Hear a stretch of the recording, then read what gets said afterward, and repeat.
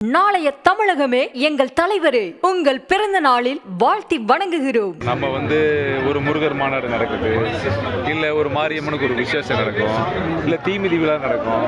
இது எல்லாத்தையுமே நம்ம அரசியலை பார்க்க முடியாது. இப்போ இந்த கூட்டத்தில் நிற்கிறவங்க எல்லாருமே ஒரு கட்சியை சேர்ந்தவங்க நினைக்கிறீங்களா?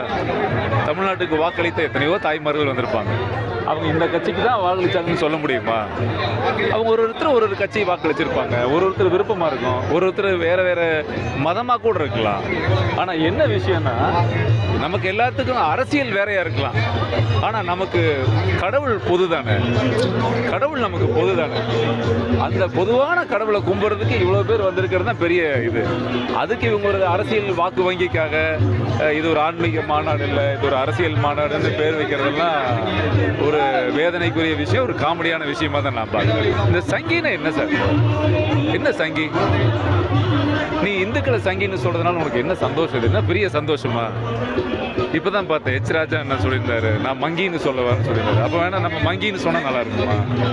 அது என்ன ஒரு குணம்? அது எதுக்கு அப்படி ஒரு மனம்? இப்போ நம்ம யாரையாவது பார்த்து ஒரு அடையாளத்தை சொல்லியோ, ஒருத்தர் நிறத்தை சொல்லியோ, உருவத்தை வச்சோ, தலையில முடியலன்னோ நாம் ஏதோ ஒரு வார்த்தை சொன்னோம்னா அவங்க மனசு எவ்வளோ கஷ்டப்படும். அதே போல இந்து மதம்ங்கிறது ஒரு மிகப்பெரிய மார்க்கம். அது நம்ம இந்தியாவில் இந்து மதம் தான் உங்களுக்கு தெரியும், நம்ம வாழ்ந்துட்டு இருக்கோம். ஸோ இந்த மதத்தை காயப்படுத்துறான்னு நினச்சிட்டு இவங்க சொல்லக்கூடிய இந்த வார்த்தைகள் ரொம்ப கஷ்டமாக இருந்தது. நான் கூட அந்த பேட்டியை பார்த்தேன். அவர் அப்படி சொல்லியிருக்க கூடாது. ஆக்சுவலாக ஒரு இயக்குனர், அவருக்கு நல்ல பண்பானவர். எனக்கு அது எதுக்கு அப்படியெல்லாம் சொல்கிறாங்கன்னு தெரியல. இன்னொரு விஷயம் என்னென்னா, அவர் ஒரு மதத்தில் இருக்கார். எனக்கு நண்பர்கள் அந்த மதத்தில் நிறையா இருக்காங்க. நம்ம யாருமே அந்த மதத்துக்குள்ளே போய் நம்ம கருத்து சொல்கிறது இல்லை. எவ்வளோ இத்தார் விருதுக்கு நானும் போயிருக்கேன், எவ்வளோ புனித வெள்ளிக்கு நானும் போய் கலந்துருக்கேன். அவங்க மதம், அந்த மதத்தை நாம் குறை சொல்வதோ அந்த மதத்துக்காக விஷயம் பேசுறது இல்லை. அப்படி பார்த்தா எல்லா அரசியல் தலைவர்களுமே ஒரு இஸ்லாமியர் இப்தார் விருது வந்ததுன்னா போய் தலையில் குல்லா வச்சுக்கிட்டு உட்காந்து சாமி கும்பிடலையா? அது உடனே அது இப்படி நம்ம யாராவது இங்கிருந்து போய் போராடணுமா? ஏங்க அது நீங்கள் இப்படி பண்ணி சாமி கும்பிட்டீங்கன்னு யாராவது போராடணுமா? அவங்கவுங்க விருப்பம் அது.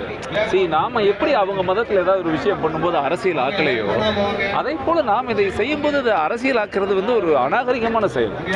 இது நான் இதை எப்படி பார்க்குறேன்னா, இறைவனுக்கு சார், இறைவனுக்கு பரம்பொருள் ஒன்று தான் சார்.